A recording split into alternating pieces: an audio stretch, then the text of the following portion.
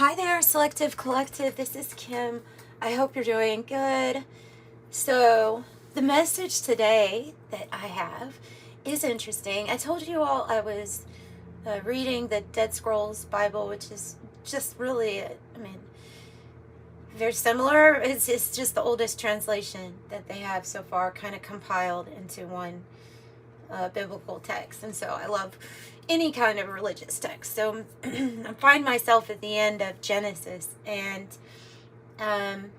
compelled to tell the story of Joseph through my reasoning for you as part of this reading. Because not just with the comments, but with a lot of other people on YouTube, I can see that one of the main challenges is trying to figure out why God would allow, or creator, source creator, why the creator would allow certain things to happen in our lives, to which you could say good people or to followers, why certain things would happen, why certain delays would take place in our life. And this story kind of, one of the very first story, Genesis, beginning of the Bible, it's one of the very first stories to come out about, well, let's just talk about it. So Joseph was this child of Jacob. Jacob adored Joseph, very similar to the story of Jesus, with a father figure that really adores him. And there's something special about Joseph through prophecy, in particular his dreams. Okay, that was the big thing. So it's a blessing, right? It was a blessing for the Creator to reveal to Joseph what was going to take place in the future. And so you can look at a dream as how, I'm just going to make parallels to this story about how it could apply to you. Okay, so a dream can be an actual dream that you have at nighttime. It can be a day dream, a desire, something put in your heart that you know is to be true, that you know is like a prophecy to be fulfilled. But in the meantime, we deal with doubt. You deal with times where there's questioning, there's lack of faith, right? And it's all, the way I see it, it's all actually because there's part of this divine plan. See, the things that happened to Joseph, if they hadn't have happened the way that they did, I'm not so sure that the prophecy would have even been fulfilled. So what happens first is Joseph has this dream, and he lets the whole family know. He lets his brothers know. They weren't too happy. Had 11 brothers. And by the way, this is descendants of Abraham, just to let you know. So he has this dream of him being able to offer wheat, provisions, basically, that the family, these brothers desperately need. And he wasn't gloating. He was just like saying that there's a dream I have where there's going to come a time where you will need me, and God is going to put me in this position where I will end up helping you. And he was so happy about this dream because he knew that it was placed by God, and that he was receiving something very real and divine about this message. So this goes into the divine plan of the events that kind of led to this actually being fulfilled. But the strange things that kind of had to occur first. So at first, these brothers got so jealous. So you may have heard the coat of many colors. This is what it feels like the story is saying sparked another part of the jealousy from the family. Was this coat of many colors that the father gave Joseph. And it was a special coat. It had many colors on it. He wore it with pride. You know, out of all the brothers, I got this coat of many colors. I think Dolly Parton even has a coat of many colors that was made for her, that she shows in her museum. Can remember seeing it. And maybe a song too about that. I'm sure it comes from this story. So they get even more jealous, and they take him out into the fields. They dig a pit. They're literally about to kill this kid. It's their brother. They're about to kill him, and they take off his coat of many colors. They rip it to shreds, and then one of the brothers says, "You know what? We're not going to really profit off of what we're doing," as they're seeing these merchants come in from Egypt. They're saying this out loud as they're digging a pit to bury poor Joseph. So they come up with this idea that they're going to sell him into slavery. And that's exactly what they do. And so then Joseph ends up in the next stage of this divine plan. And at this stage, if you were Joseph, you would be saying, "Oh, man, I've experienced nothing but betrayal from my own family. Not just exile, but being sold off." So the next part of his journey, he's working for a high council, somebody of high authority, right? He gets falsely accused of a crime against the high person's wife. And he gets thrown in jail. He gets sent into the prison, and at that time, mind you, this is still the divine plan unwinding. It does not make sense, but as a reader looking on the story, you can definitely see how it's all connecting. He is placed in over the prisoners because God has put it in the heart for a prison guard to have kind of like apathy towards his job, to not necessarily care, and to put Joseph in charge of taking care of the prisoners. And that was done on purpose, it says, by God. As that happens, he interprets these prisoners' dreams. Okay? He is a master at being able to interpret dreams. This is a gift. This is a spiritual ability.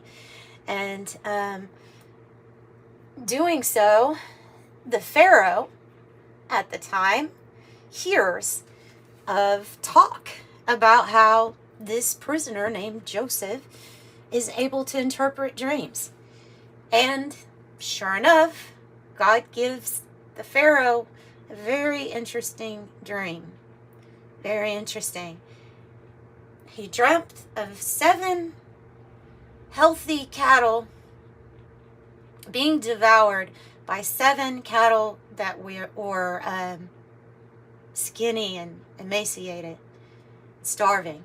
He dreamt of 7 healthy stalks of corn preceded by 7 withering stalks of corn. And the Pharaoh has reached out to the magicians of the land. He has asked, "Please help me interpret this dream. It just seems so vivid. It just seems like it's so important. I need to figure this one out. I have a lot of people in Egypt that I'm responsible for, right?" And so nobody can figure out this dream. But since this Pharaoh remembers, I have heard of this prisoner that is really good at dreams, just happens to be in that divine placement, right? And all the events that led up to him being in that divine place, right? So he reaches out to Joseph, and Joseph says, "I know exactly what your dream means. The 7 cattle represent the 7 years of abundance and the land doing really well. And the other 7 cattle represent the 7 years of famine. Yeah, which could be associated with disease too, if they weren't prepared.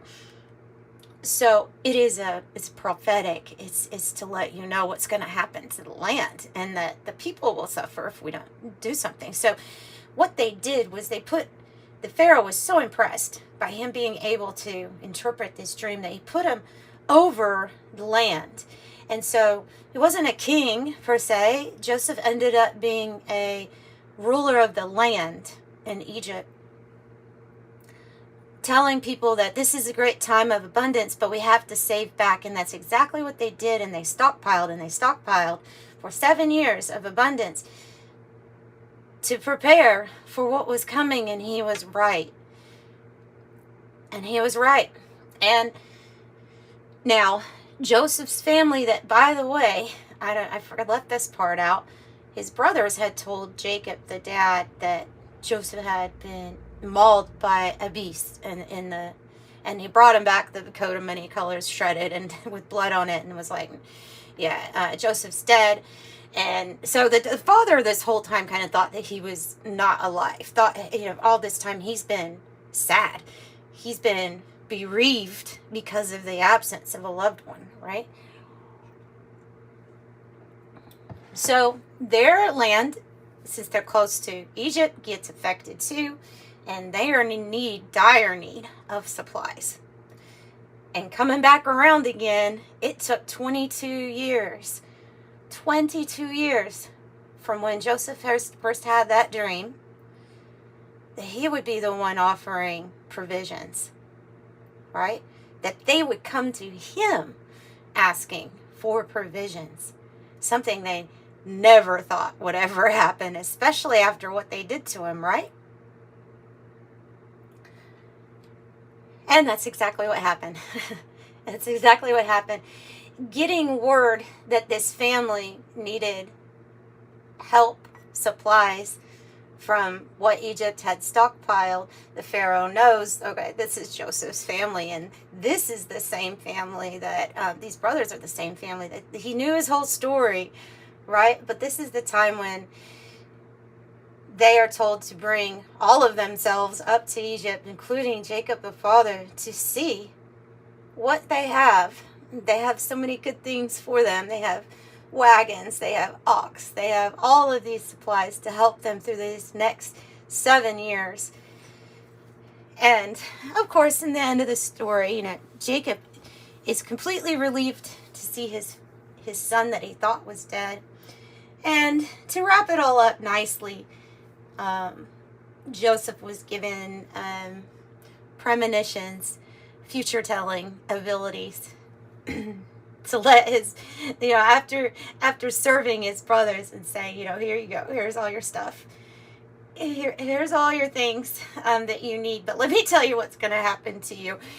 He was able to do that. We could say that this is, you could say that that's divine retribution, and that everything was always in divine order, even when it didn't look like it. So even when you're feeling like nothing is happening and there's no faith to be had, or there's a situation and why am I here? Why am I going through this? Why am I feeling this way? Why am I having to suffer with this type of illness, or whatever it is, know that it took 22 years for Joseph. This is just one story of many stories like this, where we see that the faith is not in man. The faith is in the Creator. The faith is in the divine plan, and it always works out. It always works out. So no matter where you're at in life, no matter what you're feeling doubtful about, hopefully that could pick you up a little bit. Lift your spirit up a little bit. Beautiful story. All right, so Joseph in the coat of many colors. As I'm reading this Dead Sea Scrolls, I will probably be incorporating them with the collective reads because I get very inspired by them. So So, some of the best storytelling in the world. Let's see what the angels want to say now.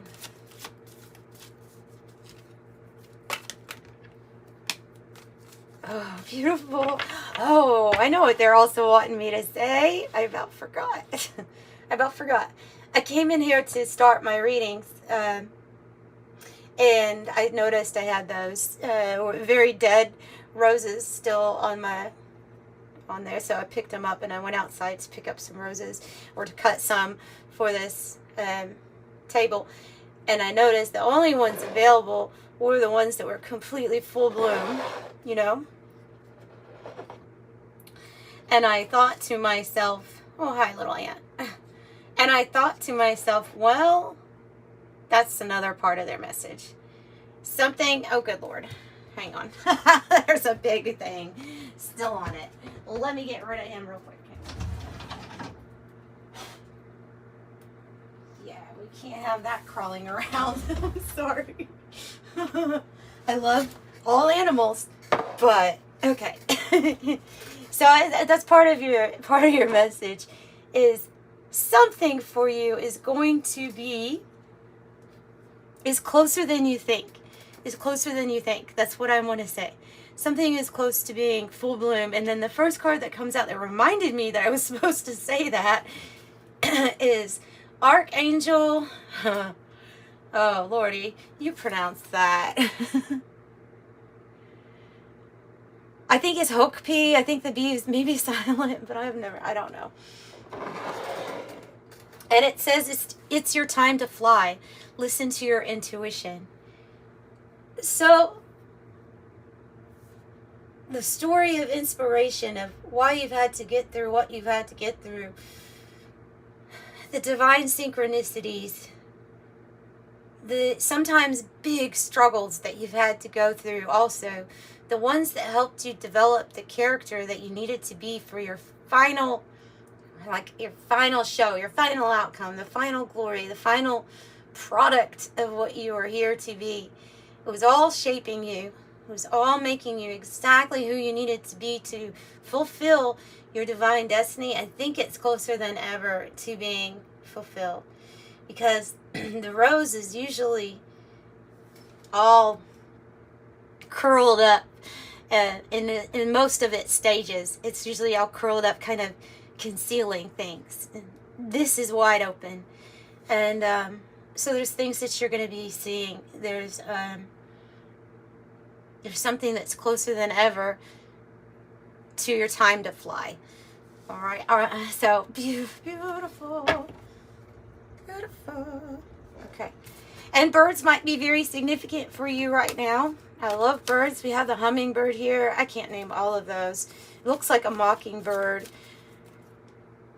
Yeah, I don't know. I don't know the names of all of them, but definitely get a feel of the outdoors with this outdoor inspiration.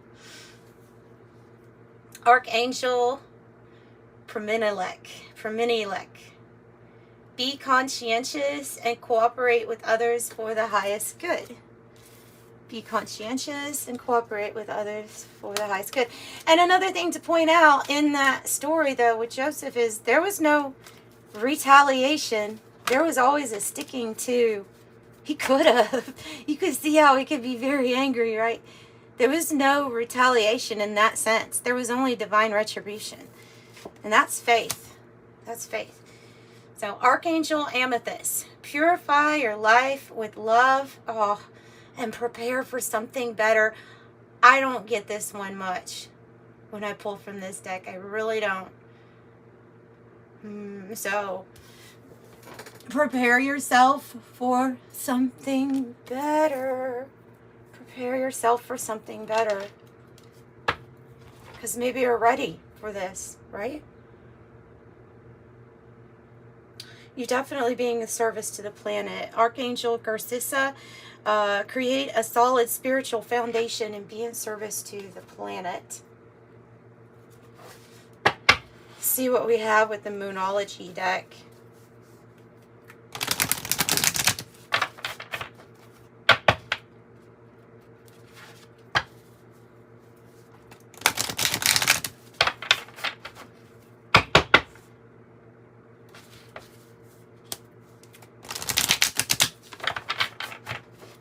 this one is the Moonology manifestation deck.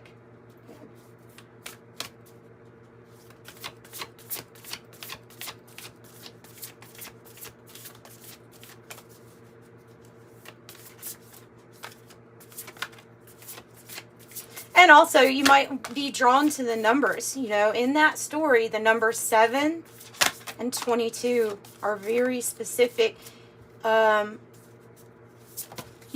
Are very specific to that story. So, be proud of yourself. Last quarter moon in Taurus. First quarter moon in Leo. Be humble. And full moon in Cancer. Let your fears dissolve. Let your fears dissolve. Ooh. And know that something better is coming. What's the something better? What's the something better?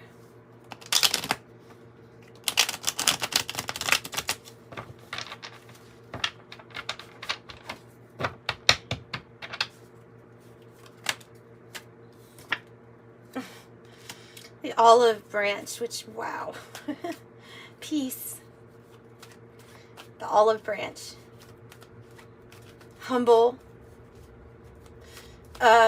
Ceasefire. A treaty. Confident in being humble, right? Because you know that there's a divine plan. Because you know that the desires and the dreams that you have are placed by God. It's a spark, it's a fire in your heart. It's not the same as man. It's not. It's a different type of ambition. There's a different, you all are selective collective for a reason. And it is about reaching out to the people that have ridiculous, almost delusional amounts of faith and positivity in a divine plan. All right. Yeah, I think something's really good. So this is, let your fears dissolve. I have the cake. I have celebration, ceremony, party. This says peace offering, wedding, anniversary, award ceremony. Something good to come, right? That's the good to come. That's the something better. You'll be celebrating. You've experienced massive betrayal. Let the divine handle that.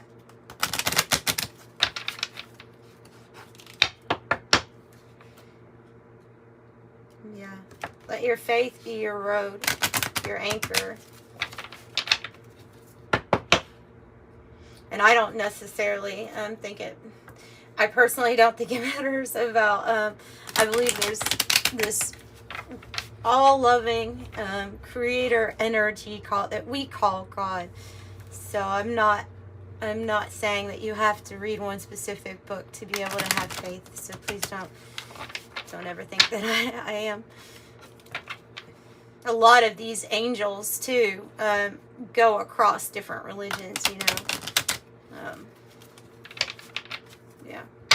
So anyway, that's important to point out, I think. Get some fresh air and avoid allergens. It says, help me to crave healthful foods and beverages. And the fresh air here, definitely something about stepping outside. Thank you for helping me breathe easier and always fresh air. Trust your inner authority. It says, dear Archangel Raphael, thank you for supporting me as I take my power back. Listen to my intuition, to my desires and my feelings. Yeah. And stay positive. Dear Archangel Raphael, thank you for helping me be optimistic and take appropriate actions that will support my health.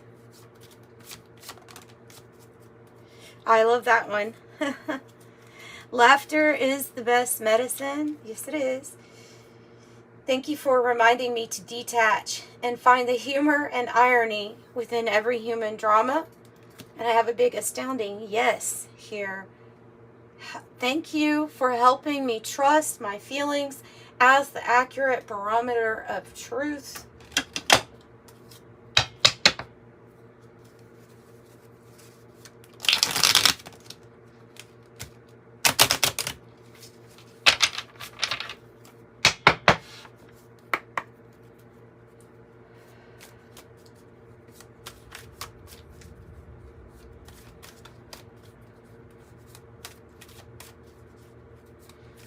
I'm really being drawn to this Archangel Garcissa too. Garcissa. Archangel Garcissa. See what fell. Fell on the floor. Atonement of Aries. Number 52. Atonement of Aries. Divine blessings coming out from your Kabbalistic number 8. Kabbalistic number 52 for the Atonement of Aries. So things will be rectified. Things will be made right. Yes. Rectified, made right. We have redemption here. Fertility and multiplicity. Definitely with the divine blessings. Here is something that's coming in that's better for you.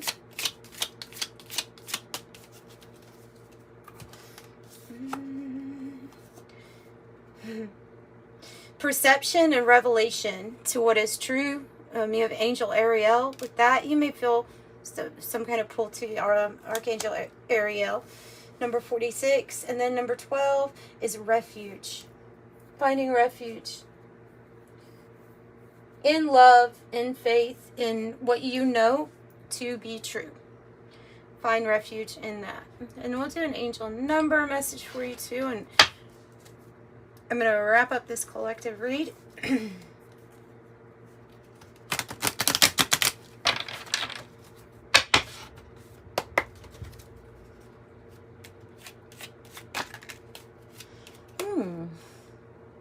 Your love for others is powerful. You are able to spread your gift of support far and wide. Your curious social nature brings you into contact with a variety of people, all who would benefit from your warm, heartfelt words of wisdom. I am wise. If I am wise, I am intuitive, understanding thoughts and feelings of others here. And 3, expression comes naturally to you. You are able to get others on board with your ideas here and your creative pursuits. 3, also think of the Empress energy with that. So I'm intuitive, I am charismatic, and I am wise. And then you have I'm intelligent. So definitely your intelligence is being pointed out here. 25, I'm intelligent. You have an immense awareness of the world, both conscious and subconscious. Yeah, and that has to do with your perception and revelation. So that's what I have for you today. I'm sending you love and light.